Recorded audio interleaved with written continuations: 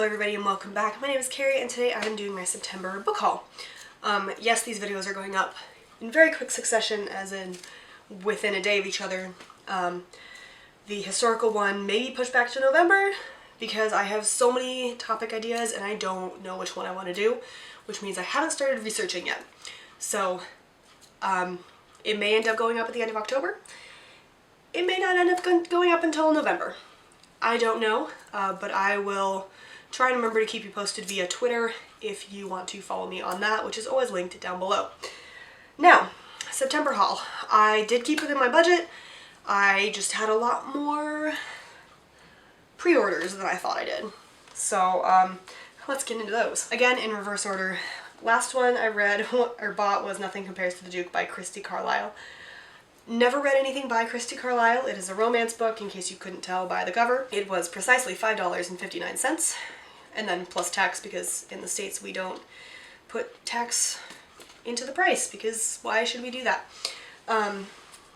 But yeah, romance, there's a Duke, they fall in love, surprise. I don't know, I've just been feeling romance lately. It's making me happy to buy it, so I'm gonna buy it. Then we have one that you've seen, and that is Factfulness by Hans Rosling. This is a recommendation from my sister, and I am planning on reading it in October because she'll kill me if I don't. So this talks about reasons we're wrong about the world and why things are better than you think. Well, that's a very optimistic outlook. She absolutely loves it, and it talks about different global trends. So I'm really enjoying nonfiction in the last couple of years. In law school, I started looking for more historical nonfiction because I just really missed the learning aspect of history, which was one of my majors in college. So I've continued the trend of reading more nonfiction. But Factfulness, she was very excited when I showed her. One of the pre-orders I got was Vampires Never Get Old, Tales with Fresh Bite, by a whole cohort of authors. This is, as you might guess, a variation on the vampire tale. I am very excited. Also planning on reading this one in October because, I mean, while I don't tend to read certain things in the fall, you know, like mysteries or thrillers or thrillers and horrors, because I don't do those, this one just seems really fun, and I do want to get to it. I've been looking for a good vampire book, because Twilight, let me tell you, does not fucking count. Also, to be fair, I never read those damn books. Then I have The Silvered Serpents by Roshni Chokshi. This is the second one in the Gilded Wolves. And oh my god, it's so good.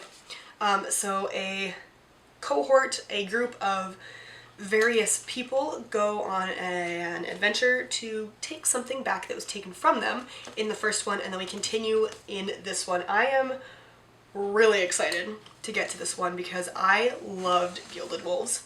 Everybody compares Six of Crows to Gilded Wolves, and maybe in the fact that there's 6 people and they do steal something, but realistically, let's be honest, Gilded Wolves, 10 times better. Oh my god, so much better. Six of Crows, I don't know, it felt a little bit bland, fell flat for me, but Gilded Wolves was just amazing. So I am really excited to read this one. Of course, when I get to reading it, I don't know. And I worked on finishing out a series, so I have this Sceptered Isle by Mercedes Lackey and Roberta Gaylis. This is, I want to say, the first one of, yeah, this is the first in the Elizabeth and the Fae series. I don't actually know what the series is called. But anyway, I've never read this. I didn't own it. I didn't realize there were 4 books in this series. But the Bright Fae realize that Elizabeth is going to be this glorious queen, bring England into the Golden Age, and so they have to protect her because there's a lot of traps and pitfalls on the way to her, you know, surviving. Including her father and then her sister and then the Dudleys. I mean, not Robert Dudley, but his father is not helpful.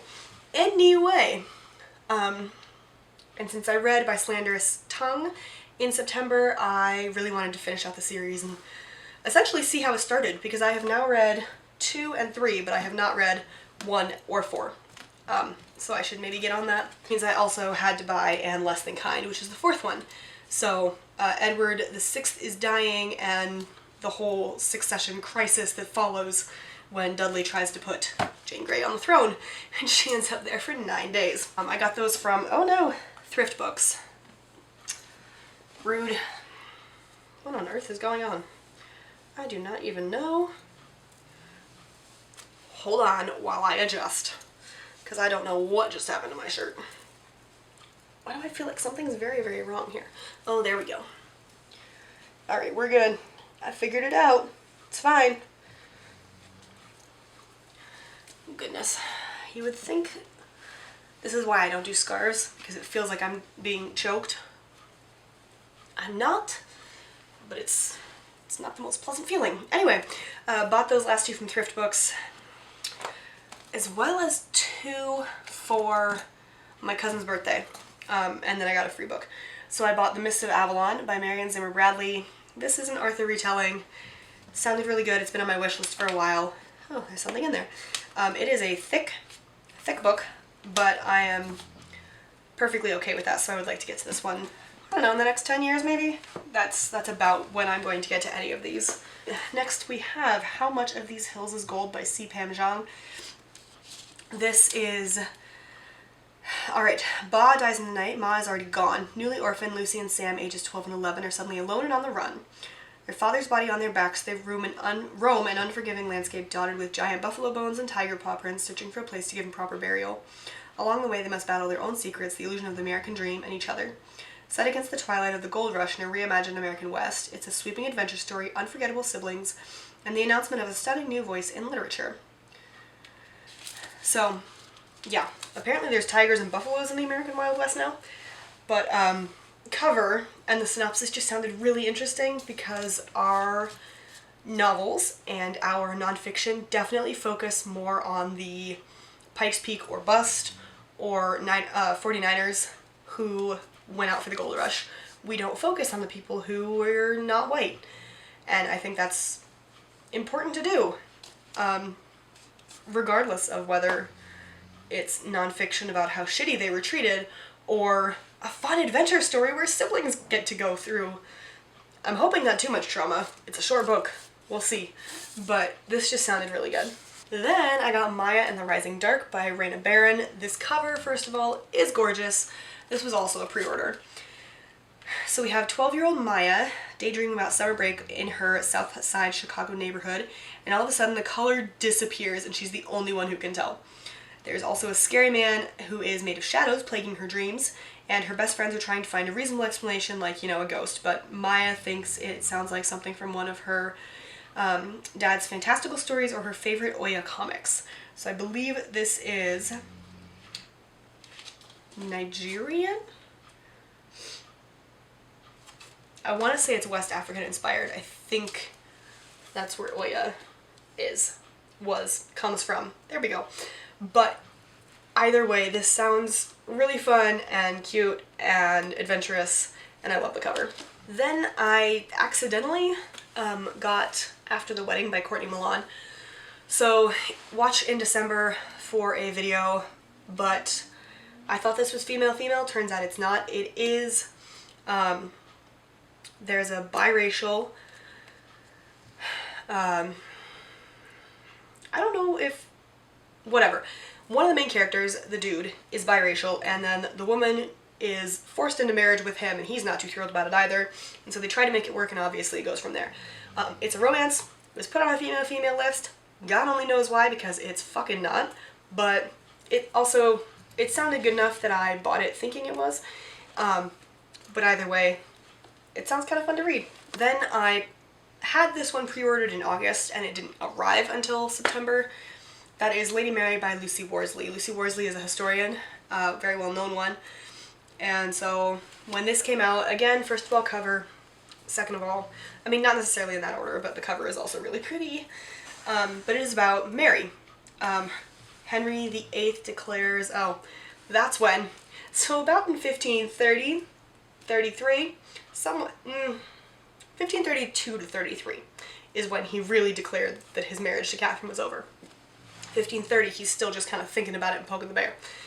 But anyway, so it's about 1533, and Mary has been bastardized, and she doesn't know what to do with herself except mourn and cry and pray. I'm sure there was more to her. I'm hoping this will help me figure that out, because all I know of Mary is that she was fanatically pious, and was not particularly well liked during her reign. The people definitely wanted her and not Jane Grey.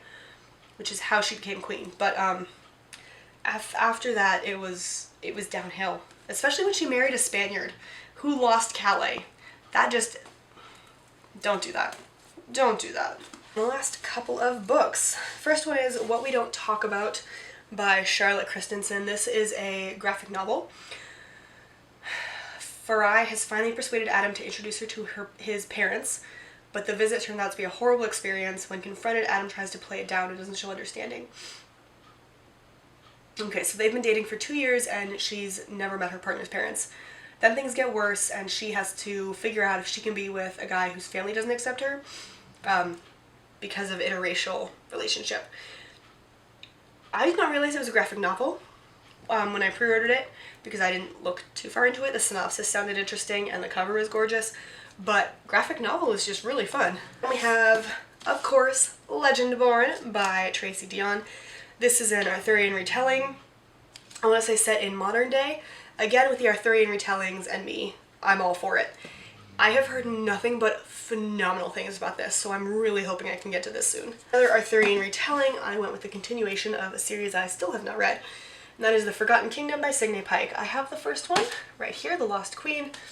Like I said, Arthurian retelling, love them, and I saw this one was coming out, so I got it. And then the last one is We Hunt the Flame by Hafsa Faizal. This one I got, this is really actually a stupid reason to get a book, but I got it because the sequel shares a release date with Winterkeep by Kristen Kishore in January. So I saw that and I freaked out. I was like, oh my gosh, why would I not get it? And then I went and looked up the synopsis to make sure that I wasn't getting a book that I would absolutely hate. And it turns out it actually sounds really good.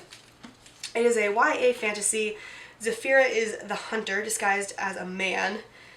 She braves the forest to feed her people. Nasir is the Prince of Death. He kills those foolish enough to defy his father, who is the Sultan. If she's exposed, she will be rejected. If he's compassionate, he'll be killed. They are legends, but they don't want to be. War is brewing. Everybody's dying. She embarks on a quest to uncover a lost artifact that can restore magic. And Nasir is sent to, stop her, kill her. It sounds really fun. So, happy surprise there. To be fair, I wouldn't have gotten it if it had sounded that horrid. But I have seen this one all over for the past however long it's been out, and always kind of gone, oh yeah, that looks good. It's only been out for a year. I just never got it for some reason, but this was as good a reason as any other. So yeah, those are all the books I got in September. Again, I kept in my additional budget. Thankfully my pre-orders are going down as as December comes closer, so that will help. But anyway, those are all the books. Let me know if you've read any, and I will talk to you. Well, I'll talk to you in the comments if you want. Let's go. I love talking to people in the comments. But otherwise, I will see you in my next video. Bye.